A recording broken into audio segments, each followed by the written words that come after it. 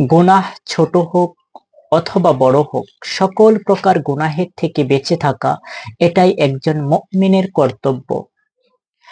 আম্মাজান আয়েশা সিদ্দিকা রাদিয়াল্লাহু তাআলা আনহাকে পেয়ারা নবী সাল্লাল্লাহু আলাইহি ওয়াসাল্লাম বলেছেন, যেটা ইমাম ইবনে মাজাহ রাহিমাহুল্লাহ ইবনে মাজাহ শরীফের 4243 নম্বর হাদিসে বলা হয়েছে যে, ইয়া আয়েশা ইয়াকি ওয়া মুহাক্কিরাতিল আ'মাল ফা ইন্না লাহা মিনাল্লাহি তালিবান।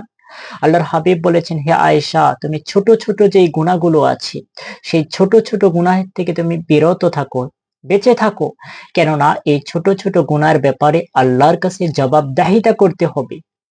হযরত আনাস রাদিয়াল্লাহু তাআলা আনহু তিনি বলেছেন যে, ইন্নাকুম লাতা'লামুনা আ'মালান হিয়া আদাক্কু ফি আয়ুনিকুম মিনাশ শা'r ইন কুন্না লা নাউদ্দুহা আলা আহাদিন নবী সাল্লাল্লাহু আলাইহি ওয়াসাল্লাম মিনাল মুবিকাত।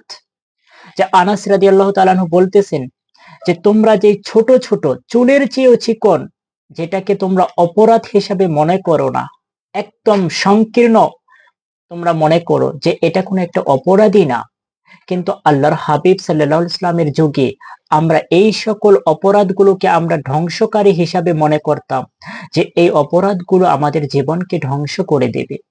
আল্লাহ তাআলা যেন আমাদেরকে সকল প্রকার ছোট বড় সকল গুনাহের থেকে হেফাজত করেন। আমিন। আসসালামু আলাইকুম ওয়া রাহমাতুল্লাহি ওয়া বারাকাতুহু।